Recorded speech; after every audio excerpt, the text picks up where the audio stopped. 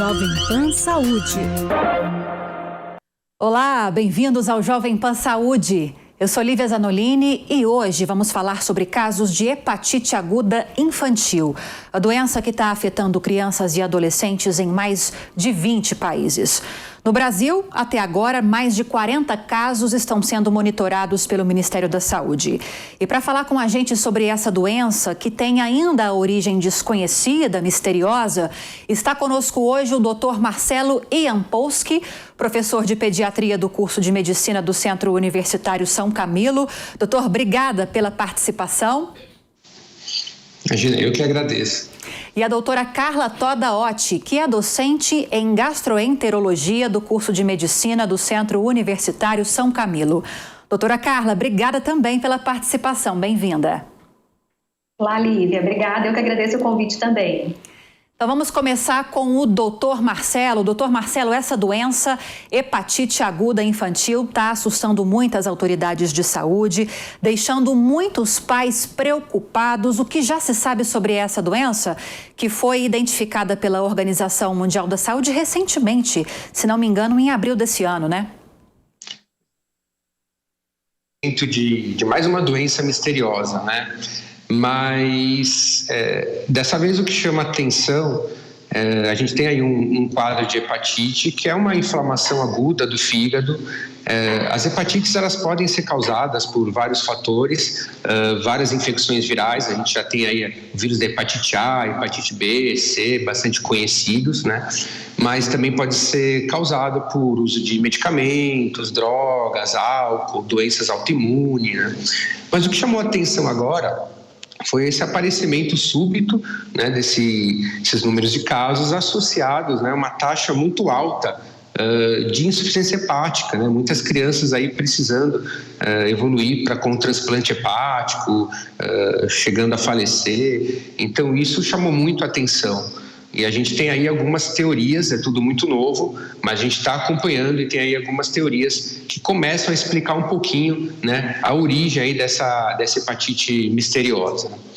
E a gente vem trabalhando bastante aí com a hipótese de dois vírus, né, o adenovírus, que já é um conhecido nosso, muito comum na população infantil, causa principalmente, né, infecções de vias aéreas, gripe, por exemplo, e o Covid, né? O SARS-CoV aí novamente, também com outra possibilidade. E o que vem sendo mais aceito, inclusive, é uma junção, né, desses dois fatores, levando a uma super resposta aí, imunológica do nosso organismo. Tudo, por enquanto, são hipóteses, né, doutor? Agora, doutora Carla, é possível identificar sem o exame esse novo tipo de hepatite? Os sintomas são parecidos com os sintomas de outras hepatites que a gente tem hoje? Como identificar que a criança está sofrendo com esse novo tipo? Na verdade, o quadro inicial ele é muito inespecífico, né? O que a gente viu desses casos é que as crianças se apresentaram inicialmente com alguns sintomas gastrointestinais, então diarreia, náuseas, vômitos, e após alguns dias as crianças acabaram evoluindo com pele e olhos amarelados, que a gente chama, né, tecnicamente como icterícia. Então, obviamente, isso já chama mais a atenção dos pais, né? O que acabou levando, então, essas pacientes para avaliação. E aí foram identificar, então, alterações de enzimas do fígado elevadas, né? Então, principalmente TGO e TGP são as principais enzimas relacionadas ao fígado que se alteram nesse quadro de uma hepatite aguda em níveis superiores ali a 500, pelo menos, que é o que tem sido recomendado pela Organização Mundial de Saúde como o limiar para a gente acabar enquadrando possivelmente como suspeito as crianças dentro dessa avaliação, né? Então, realmente, só com análise clínica não dá análise de sintomas para a gente identificar. A gente precisa sempre associar uma boa avaliação, uma boa história com os exames laboratoriais desses pacientes. A senhora citou alguns sintomas, mas como que a doença começa a se manifestar? Qual que é o primeiro sintoma que já chama a atenção dos pais? Poxa, eu preciso levar o meu filho num especialista porque tá estranho, tem alguma coisa errada. O que vai fazer os pais realmente ficarem muito mais alarmados ou preocupados é o aparecimento da icterícia, né? Então, porque a diarreia, dor abdominal, náuseas acaba sendo realmente sintomas mais inespecíficos, que qualquer outra infecção viral da infância pode dar, né? Inclusive o próprio adenovírus, que é um dos fatores que tem sido identificados como um fator de causa nesse quadro de hepatite não esclarecida ainda, também cursaria com esses sintomas mais inespecíficos. O que muda é a persistência do quadro. Não são todos os casos que se manifestam com febre, alguns sim, mas a grande maioria dos casos levantados não. E aí, realmente, o aparecimento da icterícia, a pele e olhos amarelados, é que vai ser o diferencial. Obviamente, a dor abdominal também intensa pode ser um fator que chame a atenção dos pais nesse momento. Agora, doutor Marcelo, o senhor citou, a doutora Carla citou agora também a questão do adenovírus como uma possibilidade de causa dessa hepatite aguda infantil. Queria que o senhor explicasse um pouquinho mais sobre isso. O adenovírus, ele tem uma transmissão, né, através do contato de vias aéreas, é uma transmissão oral-fecal, e como a gente comentou, é um vírus que se espalha bastante nessa época do ano. A gente tem aí, né, bastante internação por adenovírus, bastantes quadros respiratórios, e aí o que vem se pesquisando é justamente isso. Qual a associação, né, entre a infecção, o adenovírus, que já é um velho conhecido nosso, e por que nesse momento uma reação, né, tão forte, evoluindo aí, né, como a doutora comentou, para quadros, né, de falência hepática, né? Então, as linhas de pesquisa, elas vêm caminhando para uma associação entre o vírus, né, o adenovírus, uma infecção atual pelo adenovírus, principalmente aí em crianças que já entraram em contato, que já tiveram a Covid. Então, vem se trabalhando nessa hipótese que você tem uma Covid longa. Então, esse contato, né, prévio pela Covid faz com que você tenha aí a presença, né, dessa proteína por mais tempo e aí em contato aí com o adenovírus, você acaba tendo uma hiperreação imunológica do nosso organismo, né, e o fígado acaba sendo aí um dos órgãos-alvos aí mais acometidos, né? Então, essa é uma grande possibilidade, como a gente comentou, tudo é muito novo, né? Então ainda não há uma certeza quanto a isso, mas vem se caminhando, né, para esse entendimento, até pela concentração, né, desses casos justamente na população abaixo de 5 anos, que é a população que não foi vacinada, né? Agora, doutora, em um caso suspeito desse tipo de hepatite, há diferenças em relação ao tratamento quando a gente compara com as outras hepatites? Como é feito esse tratamento? Bom, quando a gente está falando sobre a avaliação desse paciente, na verdade, inicialmente a gente tem que investigar qual é a possível causa, né? Que eu acho que é o mais desafiador.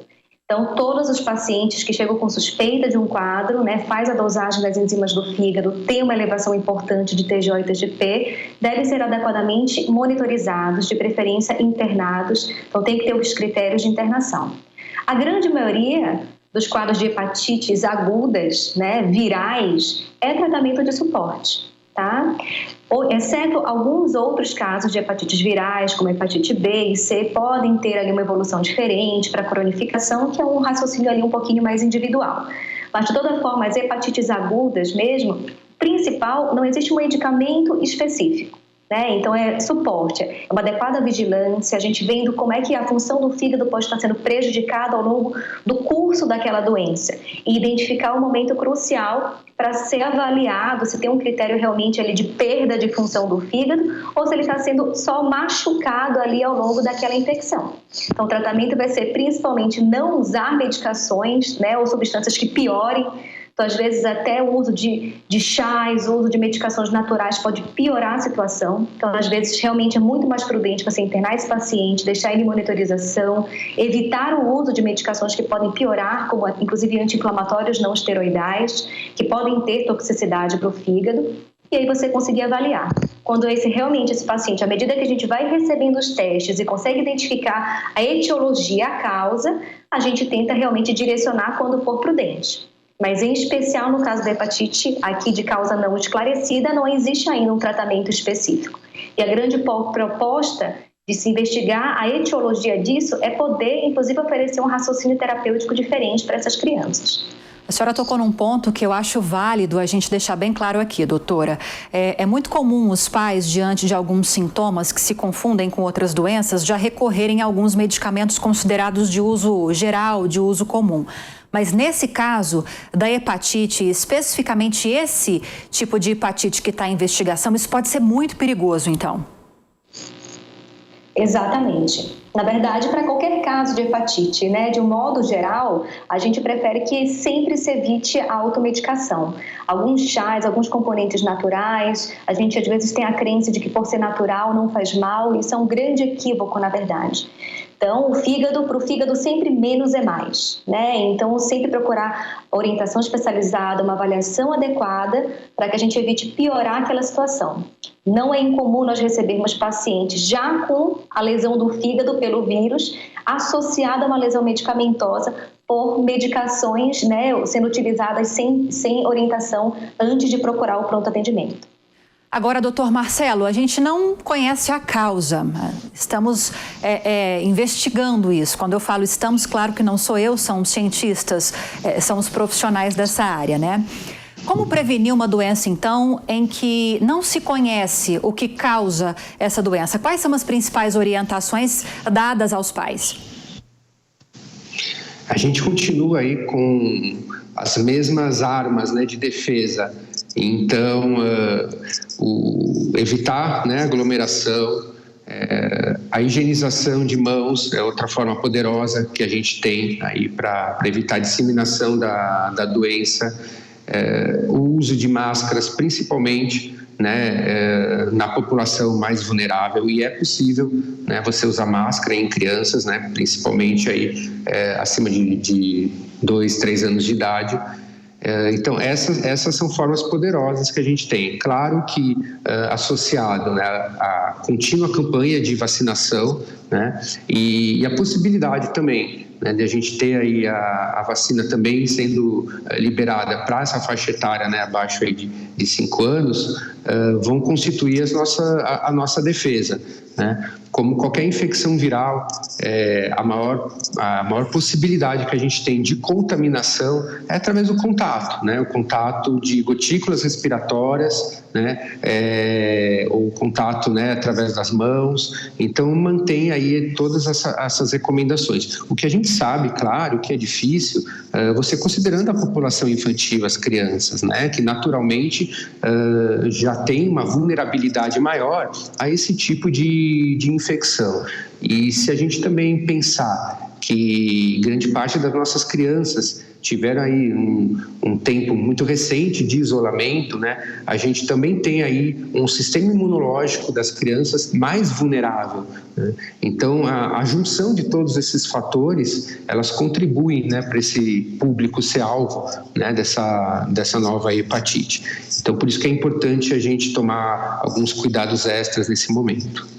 O senhor falou da vacina, da importância de a vacina ser liberada já para esse público com menos de 5 anos. O senhor está falando da vacina contra a Covid, diante dessa possibilidade de a doença ter alguma relação com a Covid, é isso?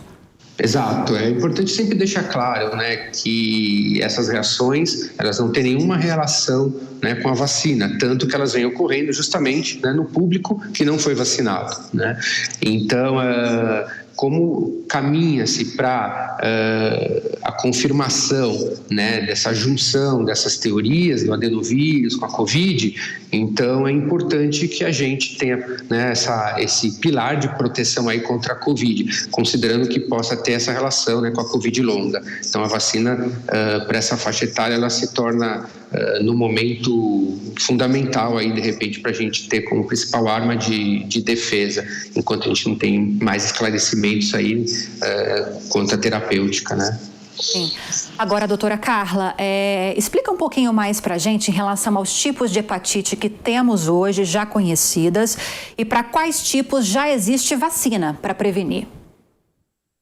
Bom, a gente tem, né, no nosso meio, principalmente 5 tipos de hepatite: hepatite A, B, C, D e, né? D a gente também chama de delta.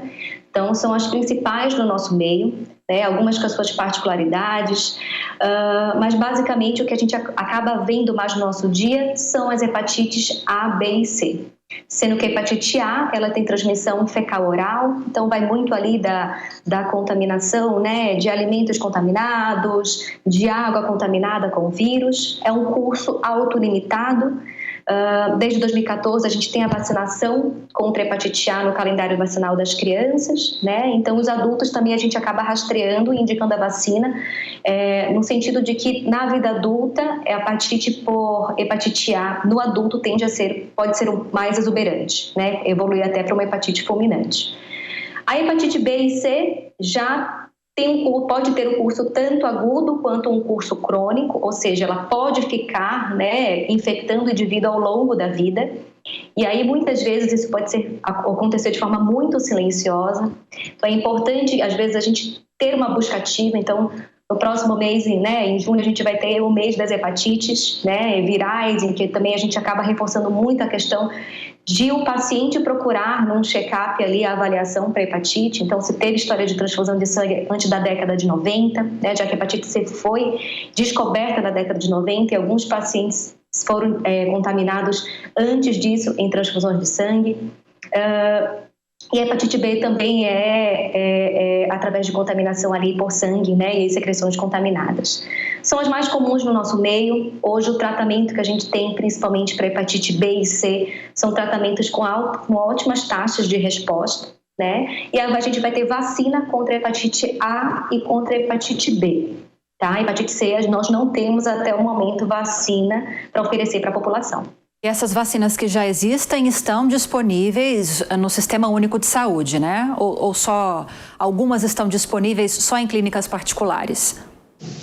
A vacina para hepatite A, ela está disponível para as crianças, se eu não me engano, até a faixa etária de 12 anos, né, pelo Ministério da Saúde. Pessoas adultas realmente acabam tendo que procurar a clínica privada para vacinação, ou se forem profissionais de saúde, existem os centros, né, de imunização especial que oferecem a vacina também. Já a hepatite B, ela pode ser realizada em unidade básica de saúde como um todo. Doutora, é importante que haja, claro, lógico que a vacinação sempre é importante, mas nesse caso em que houve esse surgimento da hepatite aguda grave, quanto mais as crianças e os adultos que podem receber essa vacinação se vacinarem, é uma forma de conseguir já identificar desde já que se trata de um tipo de hepatite diferente, que surgiu agora, talvez mais grave. A vacinação para esses outros tipos de hepatite ajuda também no tratamento desse novo tipo que surgiu agora, ainda que indiretamente? Dentro do racional, pode ter um papel sim, né? Se eu consigo ter uma imunização, ou seja, uma prevenção contra a hepatite B e hepatite A efetiva, né? Provavelmente essas duas, eu vou estar menos ali, não vou mais estar suscetível à infecção por essas doenças. Entretanto, todos os pacientes pesquisados até o momento pela hepatite que até agora não tem uma causa definida, tiveram a pesquisa negativa, né? Para hepatite A, B, C, D e E. Né? Então, dentro das hipóteses que o próprio Dr. Marcelo colocou, o que deixa a gente realmente aí ainda intrigado, né, dentro desse quadro clínico atual, é possivelmente um sistema imune exacerbado de fato.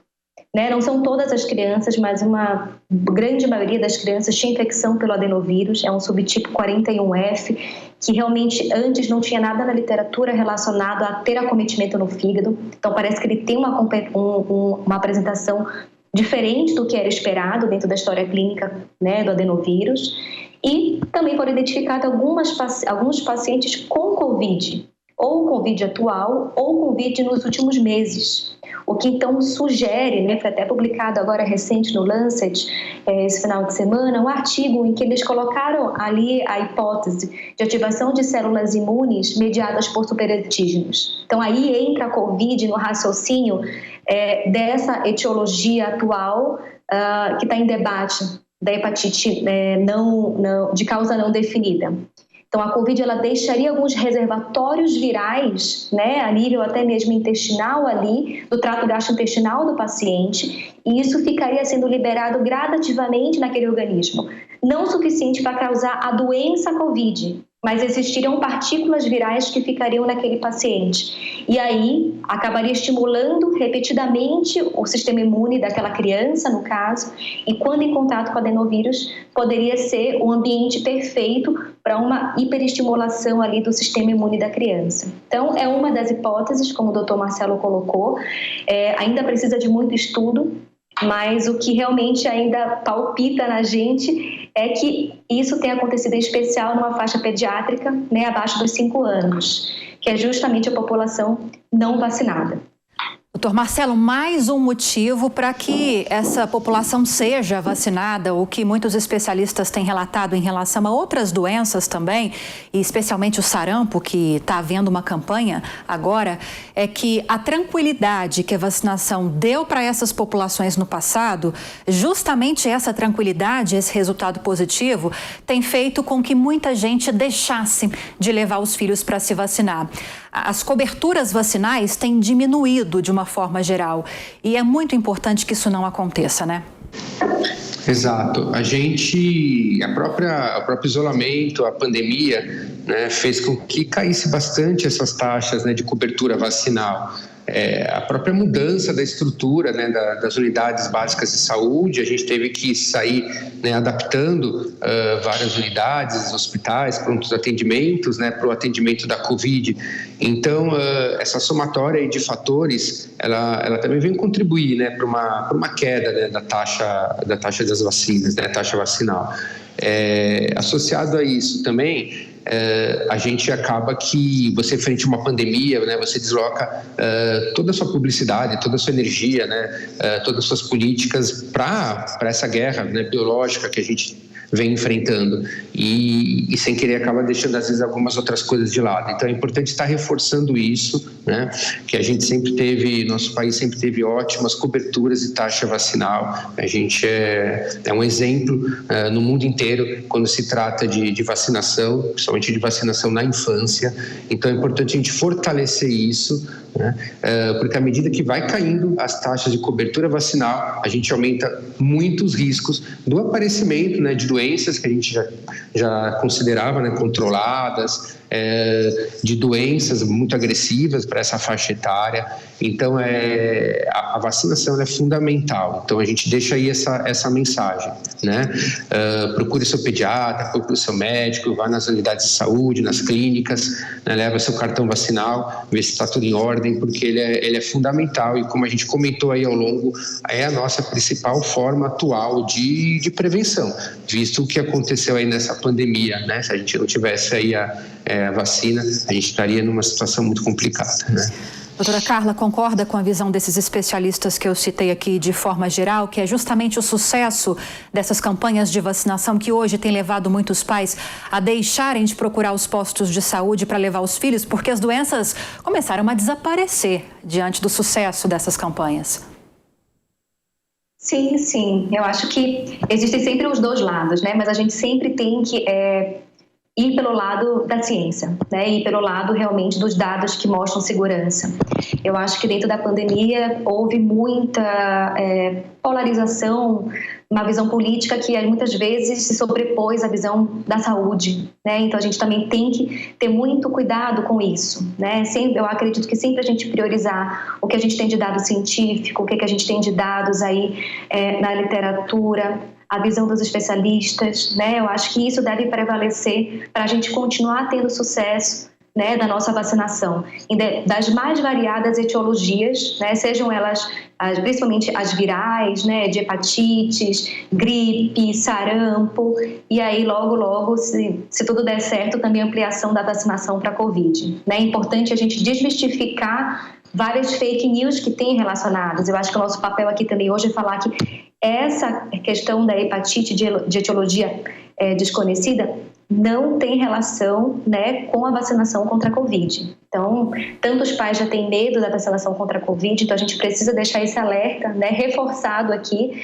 de que isso tem acontecido principalmente na população não vacinada.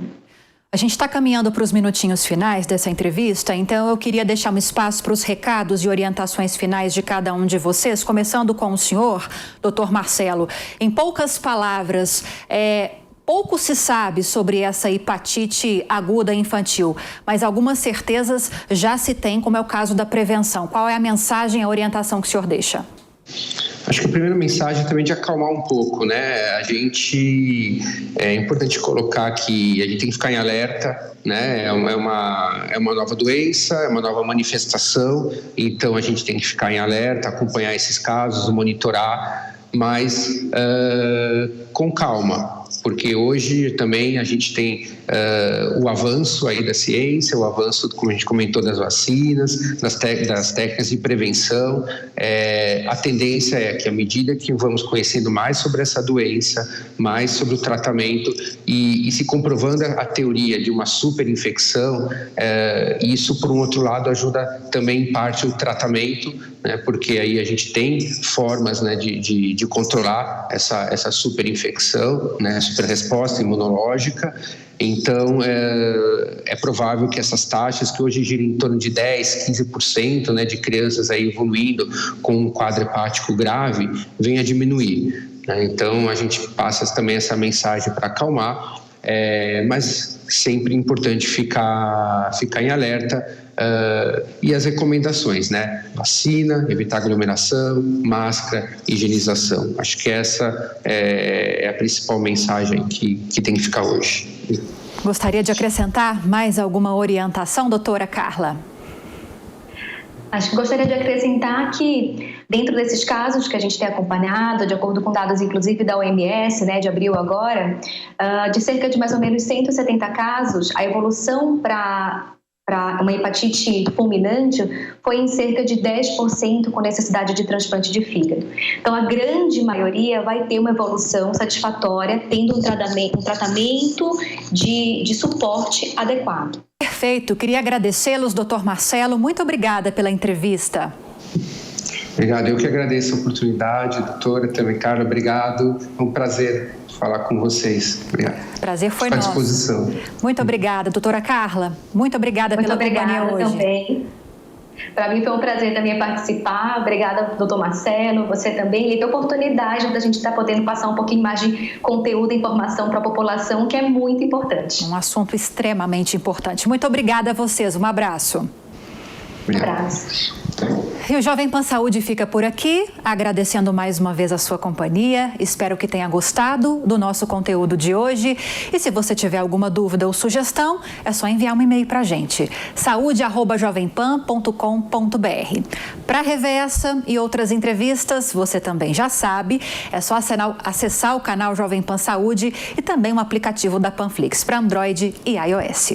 Um grande abraço para você e até a próxima. Jovem Pan Saúde.